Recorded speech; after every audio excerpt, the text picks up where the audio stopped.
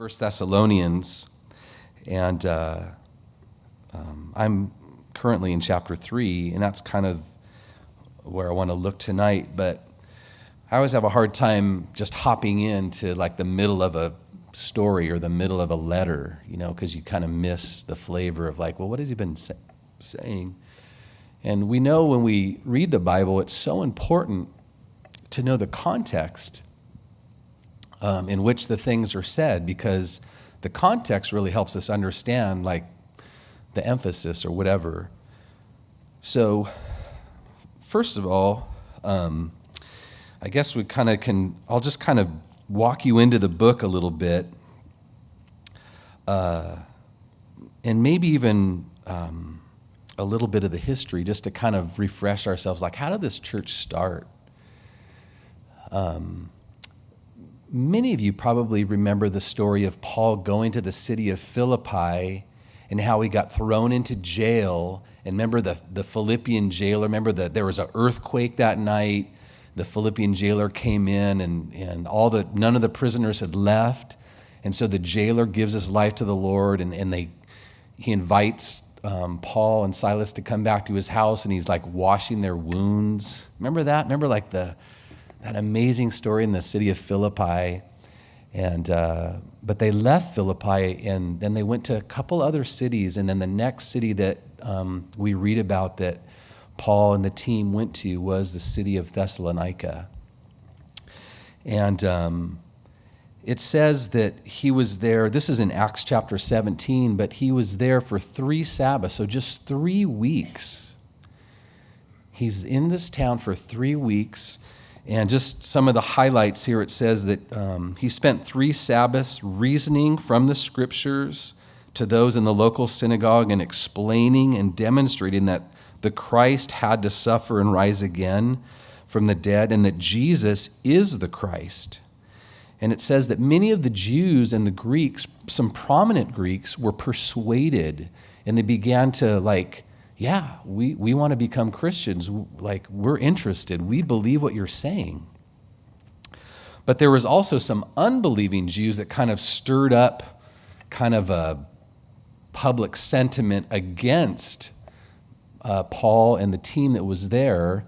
And it kind of became a little bit riotous, so they were busting in windows or whatever, nothing's really new under the sun, right? When someone doesn't like something, they stir up, protests and whatever. And that's what happened in this particular city. I love one of the phrases here. It says, the Jews went and they recruited men from the marketplace, or the King James says, lewd fellows of the baser sort. It's a great King James translation of kind of the rabble, or the kind of the bad guys of town, maybe the Hell's Angels of the day, to kind of come and shake things up. And so the things got really tense and dangerous, and so the believers there, they send Paul and Silas, like, you guys need to get out of here. They're going to kill you. So that's it. That's 3 weeks of Paul in the Bible.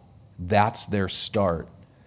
And the climate or the situation, it's very volatile, right? So it's not like, I don't know, like our women's tea that we do around Christmas time. It's very friendly and inviting and warm and safe, right?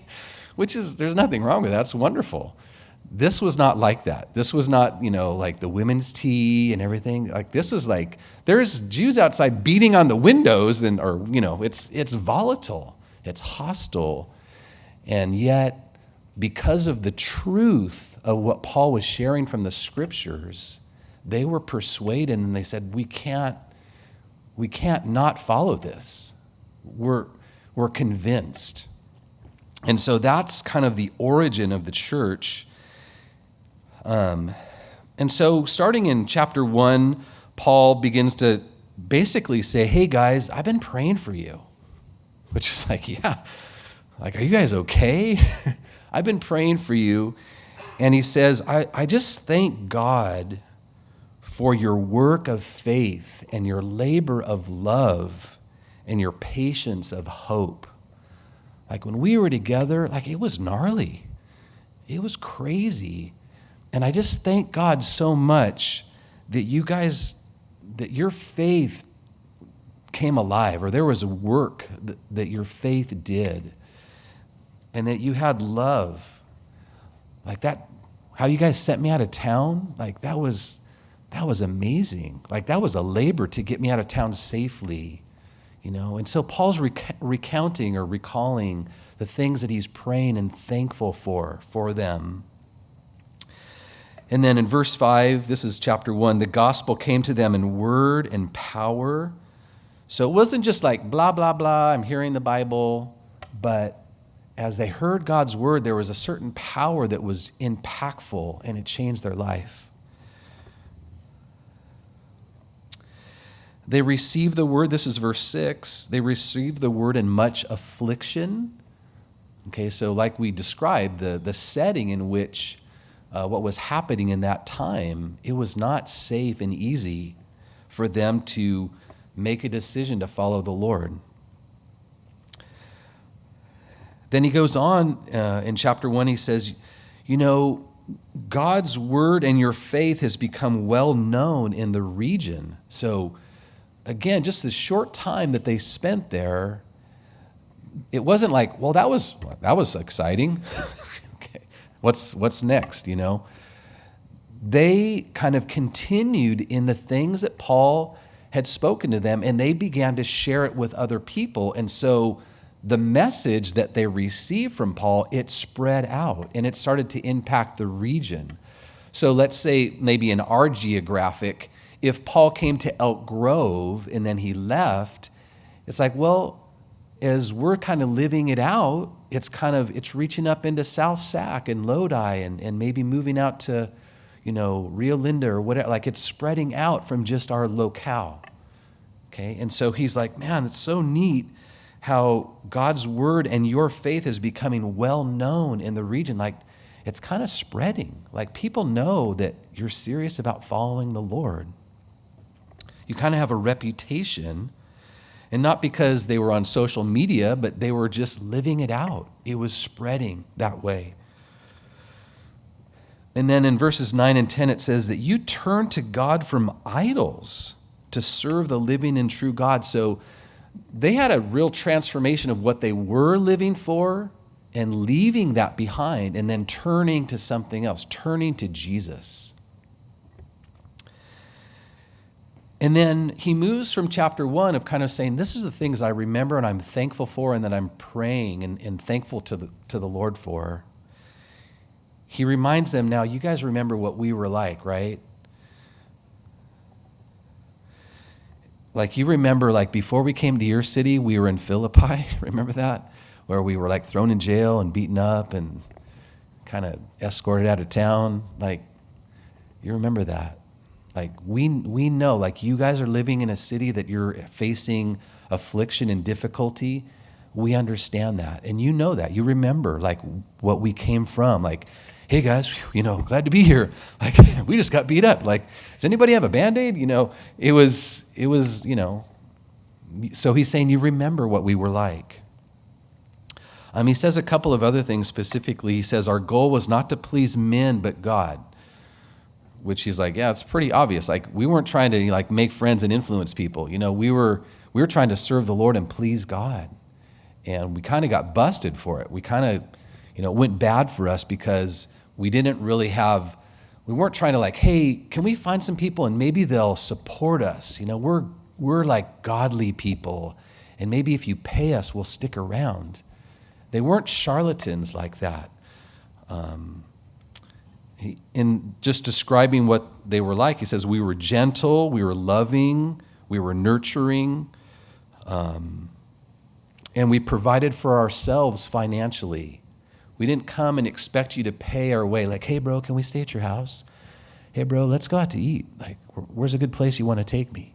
They weren't there kind of taking advantage of people and trying to financially gain from the people that were there in Thessalonica, but they paid their own way. And so he's saying, you guys remember what we were like. And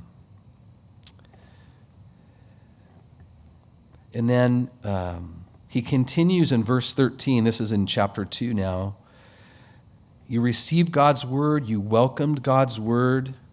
And God's word was working effectively in you. And I think, we could probably let's just stick it in neutral for a second. Let's just hang out here for a sec. This idea of these guys received God's word, they welcomed it, and God's word was working effectively. What does that mean? What does it mean that God's word is working effectively?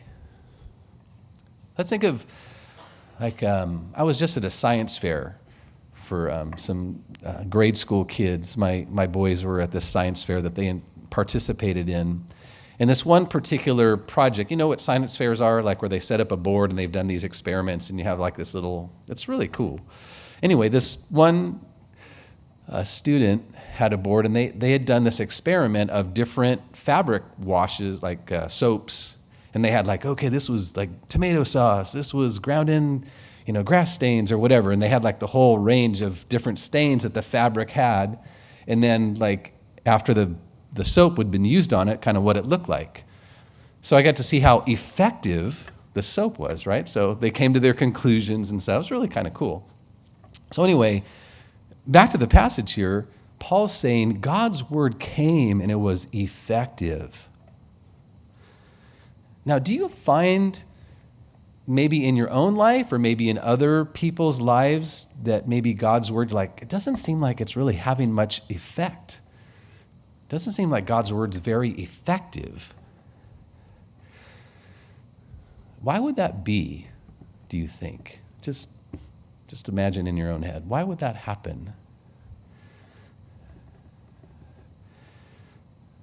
Have you ever seen, there's a glue that they sell.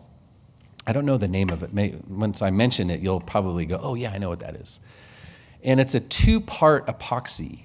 And it has 2 little tubes, and it has a little Y-shaped connector. And what you're supposed to do is kind of squeeze the 2 substances, and then they join and combine, and then they come out. And one is kind of I'm not a chemist, but it's kind of it's like a reactor kind of, wish I was a chemist. Anyway, I think you get the idea. Where one chemical is reacting to the other, and then it becomes effective. By itself, if you took the tubes apart and go, look, now I have twice as much, glue. I'll just use this tube and then I'll use this tube. No, it doesn't work like that. You have to join the 2 substances together. There's an active ingredient that affects the other one. Does that make sense? Just conceptually, you get the idea. So with God's word, what would we say is the active ingredient? Sitting here tonight, we could all hear God's word. What would be the difference between it was effective in one person's life and it wasn't effective in someone else's life? What would the difference be? What would that active ingredient be, do you think? I don't want you guys to shout it out, but I want you to chew on it a second before I, rescue you. I didn't look up the verse, but there's a verse that says that you need to combine God's word with faith, right? You have to believe it, right? That's the active ingredient, believing it. And so as God's word came to the Thessalonians, they received it, they welcomed it, and it started to work effectively. And I just want to say that active ingredient that makes it effective is believing it and taking it seriously, right? And I would venture to say if you're a believer and if you've been a Christian for any length of time, you've had that experience. It started maybe with just the very simple presentation of the gospel. For God so loved the world that he gave his only begotten Son, that whoever believes in him would not perish but have everlasting life. And then you believed that. So you took God's word, you added faith or belief in that, and it was effective. It changed your life. Okay? So this is what was happening with the Thessalonians. They were hearing God's word, they were combining it with faith or simply believing, like God said that, I believe it. God said, if I confess my sins, he'll forgive me. I believe that. That's pretty awesome. Like, God can forgive me. That's really encouraging.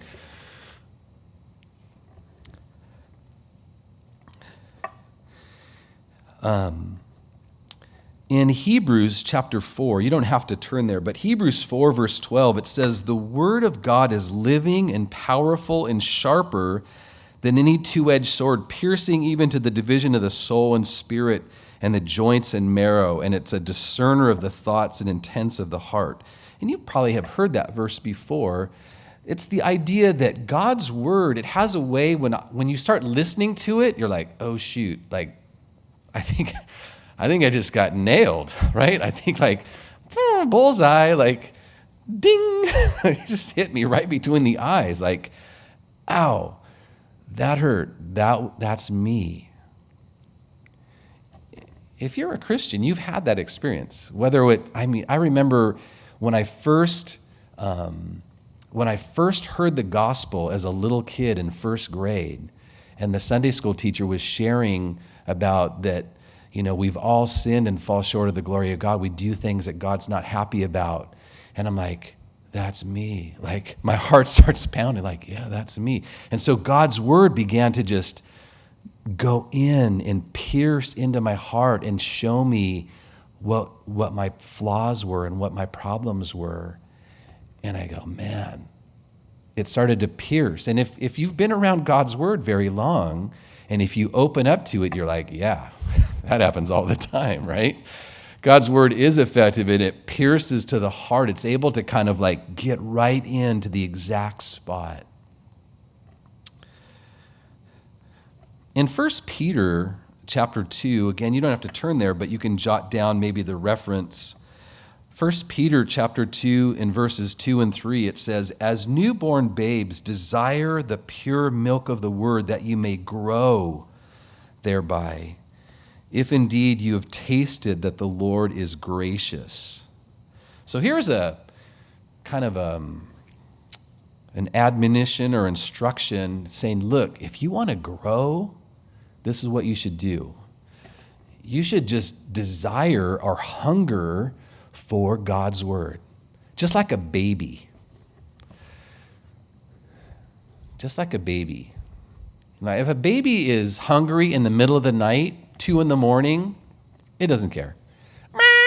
Right? It just, I want I want milk, And so that's in this letter that Peter wrote, he was saying, look, be like a baby, be like a newborn baby that just has a desire and a hunger for the pure milk of the word. Just have a hunger for God's word. Now, I've been a Christian, well, like I mentioned, since first grade. That was a long time ago. And there have been seasons of my life as a Christian where I really had a hunger for God's word. And then there's been other times when kind of I lost my hunger for God's word. And I'm not a doctor, but I've heard that like if you start having a situation where you're like you don't have a hunger, like your body isn't telling you that, hey, you should eat something, there's something wrong. Like there's a physical problem that's probably wrong. You should get it checked out. And spiritually, that holds true as well. If you lose your appetite and hunger for God's word, that should indicate that there's something wrong. There's a blockage, there's a tumor, there's something that is messing you up to where your hungerer. Is there like a thing inside of us, like a little hungerer? I'm not a doctor, but there's a mechanism in there that like sends a signal, hunger, eat, you need to get up and go to the pantry soon. And so here Peter's saying, look, just hunger after God's word. It makes such a difference in your life. And so getting back to what Paul's saying here to the Thessalonians, says, man, you know what? I've just been so thankful for the work of God in your life and how you, even in a difficult situation, you accepted God's word. You brought it into your life, and it wasn't easy for you because, like, committing to Christ and taking his word seriously, it was really going to cost you something. It was going to cost you something probably socially in the community. Your own safety might be, in question now. So, I mean, it was a real cost to do this. And so he was really just so thankful and blessed by their lives. So let's go ahead. Now that's kind of the background of how the church started, what Paul said so far, his kind of opening thoughts and his kind of remembrance of them. And then we hop into chapter 3, and he says, therefore, when we could no longer endure it, we thought it good to be left alone, or in Athens alone, and sent Timothy, our brother and minister of God and our fellow laborer in the gospel of Christ, to establish and encourage you concerning your faith. So here's a setting. He's writing this letter, and he's like, look, like, we were thinking about you. We've been thankful for you guys, but then we're thinking, like, I wonder how they're doing. I wonder if they're okay. And I don't know. Like, we can't call them. We can't text them. They don't have an Instagram account. I don't know how they're doing. And I can't take it anymore. Like, I have to know how they're doing. And that's his words, right? When we could no longer endure it. I couldn't stand it. I couldn't stand not knowing how you guys were doing. So what did he do? He sent a close friend, someone that they had been doing ministry with together, a guy named Timothy. This is the same Timothy that we have the letter written to him, 1 Timothy and 2 Timothy. That's the same Timothy. Timothy was kind of a companion and a kind of a fellow missionary kind of person with Paul. And so it was Paul and Silas and Timothy were on this kind of missionary team. They stuck together. They were doing ministry together. And they're together, and they're like, man, we got to find out what's going on with these guys. So he's like, Timothy, why don't you go back there and find out how they're doing? And so that's what they did. Timothy, he describes Timothy as a brother, a minister of God, a fellow laborer in the gospel. So that's who Timothy is. And then he states his purpose. I mean, he wanted to know how they were doing, but that was kind of personal. Like, it's just bugging me so much to not know if you're doing okay. That was kind of a personal issue that he had, but it was more than just personal. Like, I just need to know you're okay, and if you're okay, that's good. Then that's all I need. He had a bigger purpose than just like, I just need to know. In verse, where is it? Verse 2. This is 1 Thessalonians. We're in chapter 3 now. This is verse 2. It says, we sent Timothy, our brother, fellow minister of God, fellow laborer in the gospel. And then this is the purpose, to establish you and encourage you concerning your faith. That's his purpose. That's his goal. Sure, he wants to know how they're doing, but like, I don't just want to go, hey, you guys good? Okay, cool, I'm out. Okay, that it's not just checking in, but it's going there to encourage and establish. And I wanted to look at these two ideas tonight. He starts with the idea of establish. It's the idea of being fixed firmly in a place or set up, established, supported, or to cause to be inwardly firm or committed. It's this being set up, being established, being firm, like, you're not moving around. It's stable.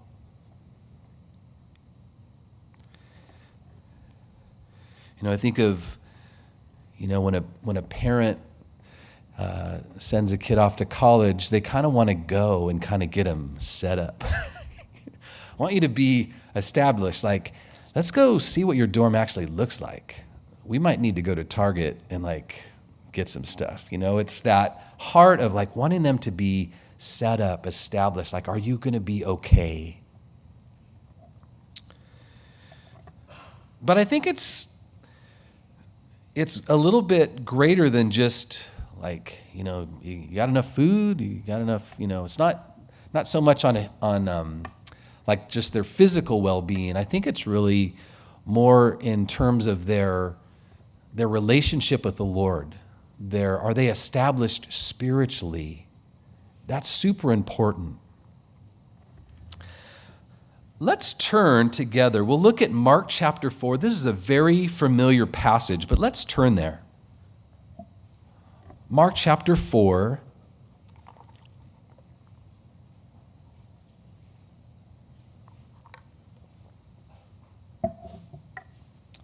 This is a familiar parable that Jesus told. He told it it's recorded in a couple of different Gospels. We're looking at the one that's here in Mark. It's the parable of the soils, where the farmer goes out to sow. He sows the seed. The seed is the word of God, as the parable is explained and interpreted. We're going to pick up just in verse 16. So Mark chapter 4, starting in verse 16, it says, "The ones sown in stony ground, who when they hear the word immediately receive it with gladness, and they have no root in themselves, and so endure only for a short time. Afterward, when tribulation or persecution arises for the word's sake, immediately they stumble." I was thinking, that's just like the Thessalonians. They heard the word, it rose up quickly. Now they're facing adversity. And I wonder if Paul's going, oh no, I don't want them to fall away because of the difficulty that they're facing. They're starting out almost exactly like this parable, right? They heard it quickly. They received it with joy. But now they have persecution. So what's going to happen next? Are they going to fall away, like in this particular part of the parable, where they were that soil that it just didn't get very deep? It didn't go far enough down inside their heart and life. And then going on, there's another soil. Verse 18, "Now these are the ones sown among the thorns. They are the ones who hear the word, and the cares of this world and the deceitfulness of riches and the desires for other things enter in and choke the word, and it becomes unfruitful." And so there's that other experience where you've heard God's word, it's come in, but over the course of time, our interests in other things begin to kind of, the term that it uses here, it begins to choke out, until it just dies. It gets choked out. And so I was thinking, as Paul is sending Timothy to the Thessalonians to establish them, I don't know, but I wonder if he maybe had this parable in mind of receiving the word quickly, it raising up, but then adversity came and then they fell away. Or they began to desire other things and it choked out God's word. And so he sent Timothy to go back and to establish them. So important to be established. Now, with you, I'm assuming that most of you guys are Christians here. You probably had seasons in your life where you just felt really firm and established in God's word, your relationship with him, and you had a certain strength. I'm trusting the Lord. He said, I'm having difficulty, but I'm trusting God. He's working in my life, and you see a fruitfulness in your life. And then you may have had other seasons where somehow you got away from that for whatever reason it is. You got away from God's word and you just weren't as established as you were before. And you began to waver and wander around and you got interested in other things and just the consequences of that. It's super, super important to, like, you have to decide. Like, you have to, this is going to go deep into my life. This is what I am doing. God is real, his word is true, and I need to know it, and I'm committed to it. It's going to become who I am.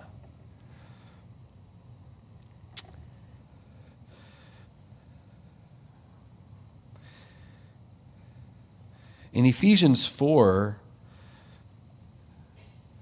starting in verse 11, it says, he himself, or Jesus, gave some to be apostles, prophets, evangelists, and some pastors and teachers for the equipping of the saints, for the work of the ministry, for the edifying of the body of Christ, till we all come to the unity of the faith and the knowledge of the Son of God, to a perfect man, to the measure and stature of the fullness of God, that we should no longer be children tossed to and fro and carried about by every wind of doctrine. And he goes on a little bit. But I was just thinking about that idea of being like children or young or immature and just being tossed around. I have two sons. One is preteen, one's a teen. And man, they can be completely happy and content. They go to Target and it's like, Dad, how much allowance do I have? Like, they're just tossed by, I'm very similar, and probably if we're all honest, we would say, yeah, that's me too. Like, we can be tossed so easily from what was important, what we're focused on, and we can be distracted. It's so easy to get distracted and to begin to desire other things. And so Paul's intention here in sending Timothy is to establish them, to make sure that they're just firmly fixed in Jesus, in his word, and just that their foundation is sure. He wants them that they're not going to be just tossed around easily by difficulty or by other things that come around. I love the verse in Romans 10, and you guys have heard this many times. Faith comes by hearing, and hearing by the word of God. Man, as I hear God's word, it just helps me. It's like food,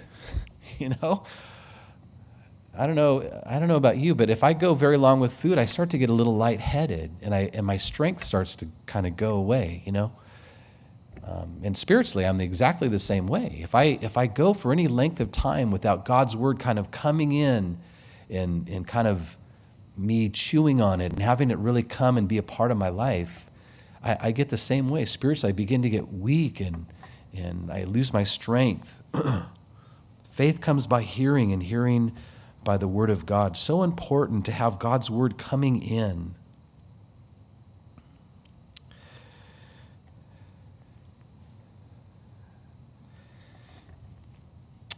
In 2 Timothy, so this is a letter that Paul writes to Timothy, the guy that he sent to Thessalonica. He writes him a letter later in life.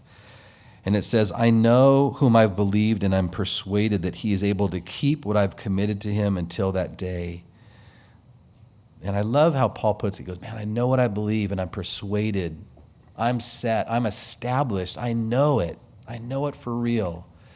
And I'm not going to be moved.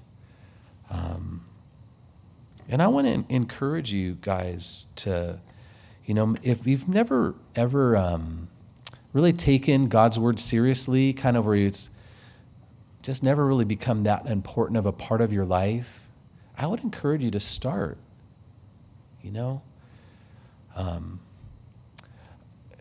And we all can have a host of excuses of why we wouldn't do that. I'm busy, or I'm not a good reader, or I read the Bible, I don't understand it. I mean, there's all the things that maybe you've attempted it before. But I just want to encourage you, go for it. I'm a very slow reader, and I don't read a lot. I think my two boys, they've read more books than I have. It's sad. I have one son, he's read books that I would have never attempted. Like a book that has 300 pages, I'm never going to read that, I'm not a reader. I'm not a fast reader. But I do read the Bible. Okay. And it's not because I love reading. I don't just my favorite thing is not to sit in front of a fire with a cup of tea and just read a book. That is not me. But I will get my Bible out and do that. I'll sit down in front of the fire with a tea and get my Bible. But that's about the only book I'd do it with. I wouldn't do it with another book. I'm not a reader. But I can't take my non-interest in reading books as an excuse. God has left his word in a written form. That's the way he delivers it, right? But there's so many ways to get God's word in, especially now. With technology, it's so easy to listen to the Bible, right? I've known of people through the years that maybe they're really dyslexic, or they've had just learning or just physical hindrances to how they could get the Bible into them. And so it's so nice now there's several different versions or styles of the Bible being read. My boys, for years, when we'd put them to sleep, we'd put this one on, and it was kind of I don't know where the church was, but it was an African-American church that had done a reading through the whole New Testament. And they had just a cool style, It's Jesus went down, just their style of language and stuff was just, they were reading the Bible, but just the intonation and stuff was just so cool. And so they did that. And then they have dramatized versions of the Bible. I don't know if you've ever heard those, where it'll have sheep in the background, and, rustling and music. There's just so many different versions of just to listen to the Bible. And it's now, you can have a Bible, I have a Bible on my iPod, I have a Bible on my phone or my iPad. You can have it with you so easily. So many different formats and convenience-wise. This is my Bible back from when I was in high school. It's a big bomber, yeah, I'm going to church, man. But it's heavy, right? And doesn't fit in my pocket. So I used to have this really cool pocket-sized Bible. It was really neat. But the type was so tiny. It's almost like you need a magnifying glass. At least I do now. But now, I have my phone. I just have several different Bible versions on my phone. It's so cool to just tote it around. So let me just encourage you, because I know that sometimes just there's that initial excuse that we can have of it's too hard, it's whatever. Let's get past that. It's one of those things where if something's valuable, then it's worth whatever it takes to attain it, right? We live in, kicking my water. We live in an area, this is where the gold country was, right? There's people that traveled all the way, no, that's not east, that's west. They traveled all the way from the east to come here to try to find gold. Was that easy to do? It wasn't. But they came because they saw the potential value of coming here and striking it rich. And that's for maybe to find some gold, right? We have gold, if you will, in the Bible, but it's very accessible. And so I just want to encourage you to, go for it. Whatever's holding you back, or whatever those limitations are, whatever, there's just a reality. You find time to do what's important to you. We do. I don't know how many meals you missed today. Maybe one, but you probably ate.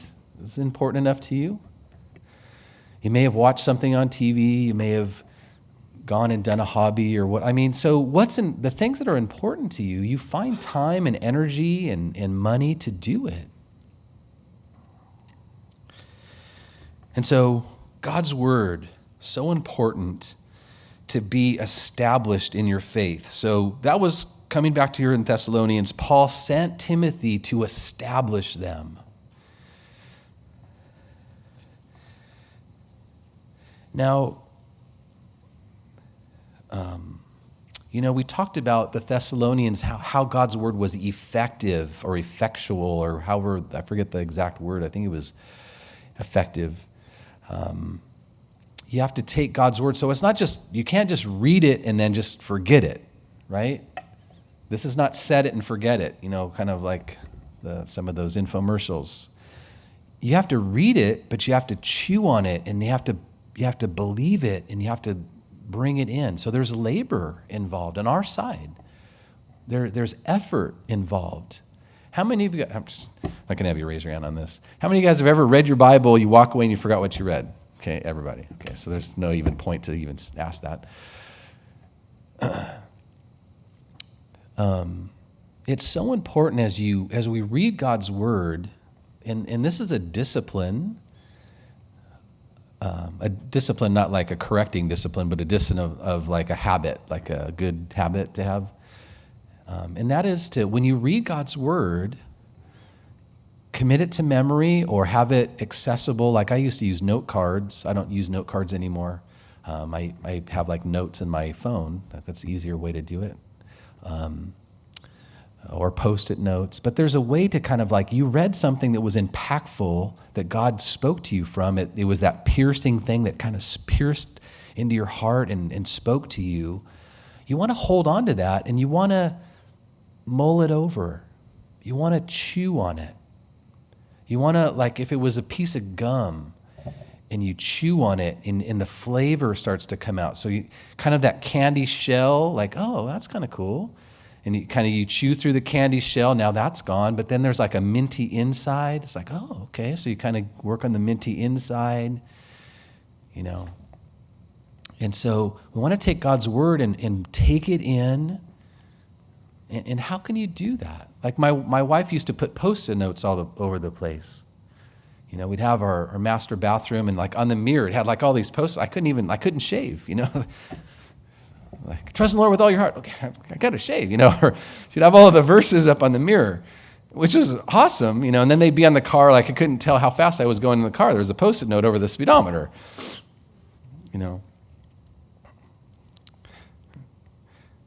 Yeah. But somehow you want to get God's word, not just, I read the Bible and now I'm doing my day. You want to get it into you to be established in it. Right? You want it to become a part of you.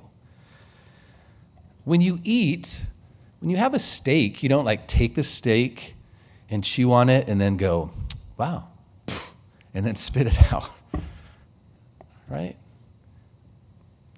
You eat food because you want it to become you want to taste it, honestly.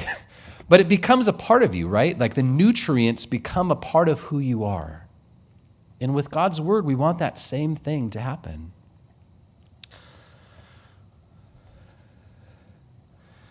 I remember when I was going to school, there was a few times that I would ride my bike, and I had these Navigator memorization cards. I think they still make them too. They come with like a cool little jacket holder, and it's like a pack of 10 cards or whatever.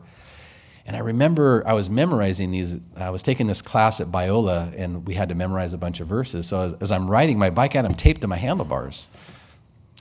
So I would, like, at the stoplight, I would look down, I'd read it, kind of like reload it into my brain, and then as I would continue riding, I would just think about it and just repeat it over in my head.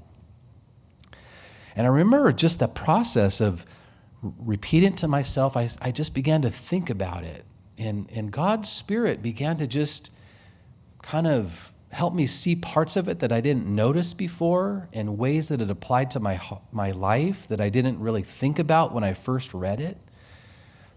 And so it's an important part of growing as a Christian, is letting God's word be effective. You want to receive it and believe it, but there's kind of that chewing and assimilating it that's so important. There's several verses in the Bible that talk about meditating on God's word, okay? And it's just a part of it's going to change your life. Like getting God's word in you that way, it's going to establish you. All right. He also sent Timothy not just to establish him, but to encourage him. How many of you guys ever get bummed out? You guys ever get, I'm probably not, I'm the only one here probably that gets bummed out, doesn't want to get out of bed, like, can I just come back tomorrow? Me and my pillow, we're good, you know. We just don't want to take on this day. I have that a lot, right? Where maybe the stresses of life or whatever, you're discouraged.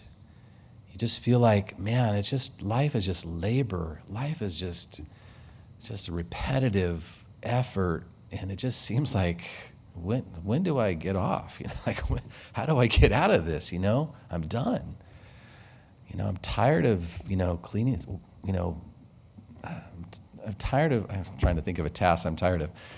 Like, I'm tired of sweeping the floor. Like, how does the floor just, where does all that, where do those dust bunnies come from? Who lets those guys in? You know, just labor. And so we can get discouraged. We can get discouraged physically, emotionally. We can get discouraged spiritually as well. Like, man, you know what? I don't know if you've ever had discouragement in your prayer life. You ever had that before? Man, Lord, I've been praying this a long time. Like, if you want to answer this, just answer it. I'm just tired of asking. You get discouraged. Like, Lord, why? Why is it taking so long? We can get discouraged spiritually. And so one of the other things that Paul wanted Timothy to do is to encourage them. So not just establish, but to encourage. In Isaiah 35, verse 3, it says, "Strengthen the weak hands and make firm the feeble knees." That's good advice, right? How many of you have been encouraged by someone? Have you ever had that happen to you? Maybe you just feel like, man, I'm not doing a good job. And then someone, man, that was so awesome what you did. It's like, oh, thank you. Because I was about ready to give up. I didn't, you just get discouraged. And so there in Isaiah, strengthen the weak hands, make firm the feeble knees. We can just get discouraged. There's a verse, I didn't jot down the reference, but in one of Paul's letters he says, don't become weary in doing well, or don't become weary in well-doing, knowing that in due time the Lord will reward you. So he's like, hey man, don't give up. It's hard. I know it gets hard. But don't get weary. Don't get wiped out by doing the right thing, by doing what God's telling you to do. Now, why would someone say that? It's because we get wiped out, right?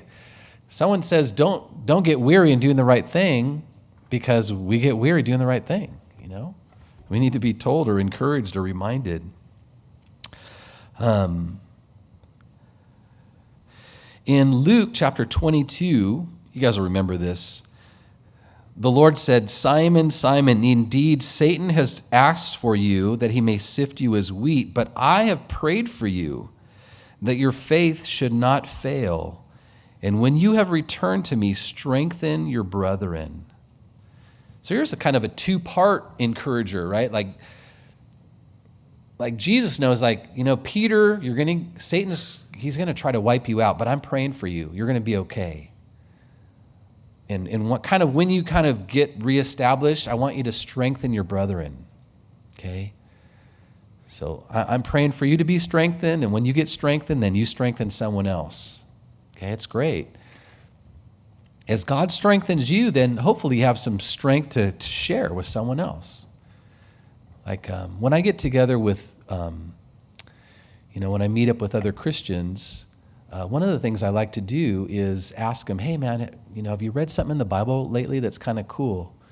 And so a lot of my friends, they'll say, yeah, I was reading this, it was really cool. And I'm like, man, that's really awesome. And I like to share that too, like what I've been reading.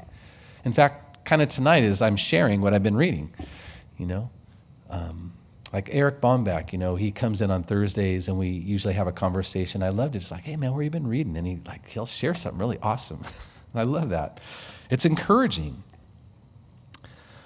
So that's a way that you can encourage or strengthen someone else. That's what Timothy was going to do with the Thessalonians. He was going to share just something from the Bible with them and encourage them.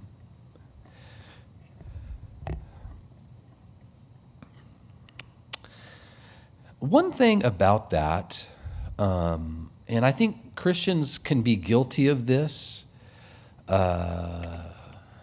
where we'll see someone that's really hurting or struggling, and I kind of call it sloppy agape. Sloppy agape. Here's what I mean. Sometimes you may come into contact or know another Christian, and you recognize somehow that they're struggling. Maybe they tell you what they're going through or whatever. And Christians, sadly, have a bad habit of just trying to slap a verse on them. Hey man, God works all things together for good. See ya. Where it's kind of cheap. You know what I mean? It's almost like, what you need is a bumper sticker, that'll fix it. It's like, no. Have you ever had that happen to you where you're really hurting and someone just tries to slap a verse on you and then they go away and you're like, well, that really helped. Not, have you ever had that happen to you? I'm guessing you probably have. Had it happen to me where that didn't feel very good. So, how do we do that? We don't want to just, slap a verse on someone and call it good, It takes listening and caring and waiting, I remember this one situation. I don't tell the characters because I don't want to impugn anyone, but no one even that you really know, so it kind of doesn't matter. But I remember I was sharing kind of the things I was struggling with. I was in college. I was just really overwhelmed. And this person in my life just said, well, you just need to do blah, blah, blah, blah. I'm like, okay, yeah, I know that, but I just need a little empathy, okay? Can you just say wow, I'm sorry you're going through that? Or you know what I mean? Where sometimes just slapping a truth on somebody isn't really, they're not going to receive it, right? Like if someone said, hey man, I'm really hungry. It's like, here's a frozen chicken, eat that. It's like, I can't digest. It's like it's not prepared. Does that make sense?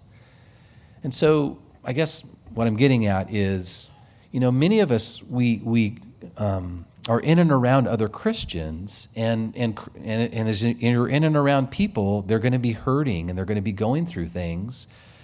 And what I want to encourage you to do is don't just slap a verse on them and call it good, but pray and say, Lord, what do you want me to share with this person, if anything? Maybe you just want me to listen.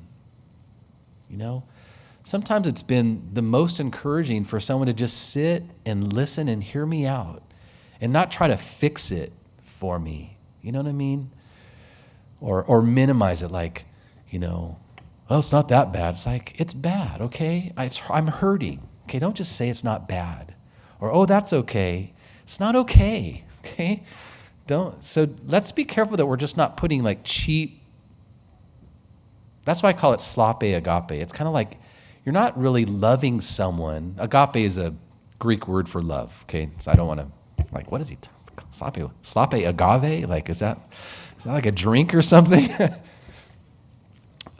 It means it's kind of like cheap love, maybe would be a better way to put it, or something that's not really heartfelt or really caring. And I think, sadly, that can happen a lot in the church where we just want to slap a verse on them, and it's like, well, yeah, but it's not quite that easy, It's like, it is easy on one level, but I don't know. I like the illustration of the frozen chicken, It's like, I can't eat that verse. It's frozen. I need some love to warm it up, where I can actually oh, I see what you're getting at. Yeah, this is really helping. Okay? So, I don't know, frozen chicken illustration. All right. So let's see. Oh, wow, we're past time. So let's pray. Let's pray. Lord, we're so glad of what you do in people's lives. So amazed by how you put this group of people together. Paul and Silas and Timothy, and then these amazing Thessalonians that in just a short period of time, they received your word and it changed their life. And Paul wanted so much to encourage them and establish them, Lord. And I just pray, God, that you would work in our hearts and lives, that you would establish and strengthen us, Lord, that you would encourage us by your word. Lord, I pray as just a body of Christians together, that you would help us to know how to encourage one another. I pray that we would get better at that. That we wouldn't be in a hurry and try to just cheaply try to fix other people around us or whatever. I pray that we'd really care and take the time and listen and pray and try to hear what's on your heart for them and to really help, to really encourage. And so, Lord, we pray you just work in our life. I pray for those that maybe they've gotten away from you and maybe they're not solid with you right now. I pray they get back into your word. You'd really establish them, Lord. I pray, Lord, that maybe some here tonight that's like, you know what, I'm going to start reading my Bible again. Or, I'm going to start memorizing scripture. I'm going to do that thing where he said, just meditate or kind of mull it over. I think I need to do that. Lord, I pray that your spirit would really crystallize or what's the right word? Just really make it happen, I guess. That the things that you've spoken to us tonight, that we would put it into practice. That we wouldn't just leave and go, wow, that was cool, see ya. And kind of have all the things that you've said to us just kind of go away and not really have an effect. Lord, we want it to have an effect on us. So Lord, help us this week. Be with us, Lord. Encourage us. Help us. Establish us, God. In Jesus' name, amen.